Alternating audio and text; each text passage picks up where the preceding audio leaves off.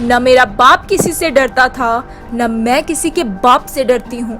हम वापस कश्मीर जाएंगे। नमस्कार, आजाद सिपाही में आपका स्वागत है। मैं हूँ जूही सिंह। सरकार से नाराज सरपंच अजय पंडिता की बेटी ने कहा कि मेरे पिता ने सुरक्षा मांगी थी। कोई इंसान बिना वजह के सुरक्षा नहीं मांगता है। उन्होंने किसी वजह से सुरक्षा मांगी थी। सरकार की जिम्मेदारी थी उनको सुरक्षा देना। जो चीज उनको मिलनी चाहिए थी वो चीज वो मांग रहे थे, लेकिन मांगने के बाद भी नहीं मिली। जम्मू कश्मीर में सुरक्षा बल आतंकियों पर कहर बनकर टूट रहे हैं।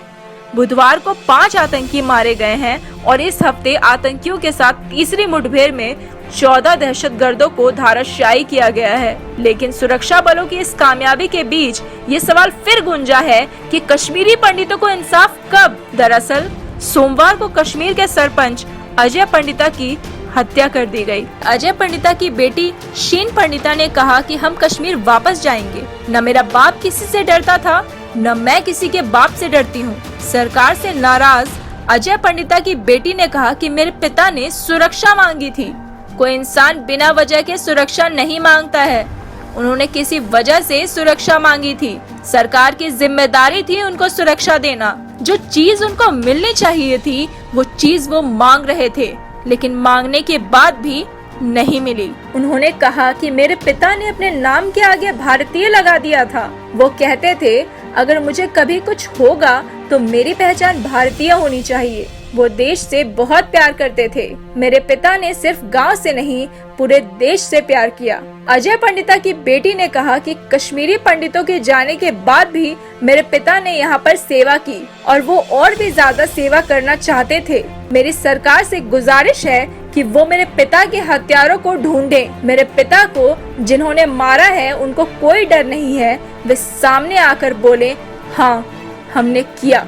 सरपंच की बेटी ने कहा कि मेरे पिता छोटे से गांव के सरपंच थे। आतंकियों को क्या जरूरत पड़ी उनको मारने की? मेरे पिता को इस वजह से मारा गया क्योंकि वो एक पंडित थे।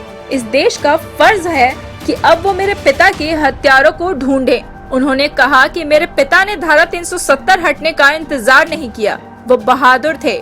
370 जब हटा था तो मैंने अपने पिता को कहा था कि 370 हट गया। तब मेरे पिता ने कहा था कि एक धारा ही तो थी, हट गया तो ठीक है। अगर कुछ हुआ तो हम खुश हो जाएंगे, अगर नहीं हुआ तो हम लोग देश के लिए हैं। मेरे पिता निडर थे, हमारा पूरा परिवार निडर है। हम फिर वापस जाएंगे, हम किसी से नहीं डरते हैं। सरपंच की बेटी ने कहा कि वो हमारी मातृभूमि है, हम वहाँ वापस क्यों न जाएं? लोगों को सुरक्षा देना सरकार की जिम्मेदारी है। आजाद सिपाही में आज के लिए इतना ही। बाकी खबरों के लिए जुड़े रहिए आजाद सिपाही के साथ और हमारे YouTube चैनल को जरूर सब्सक्राइब करें।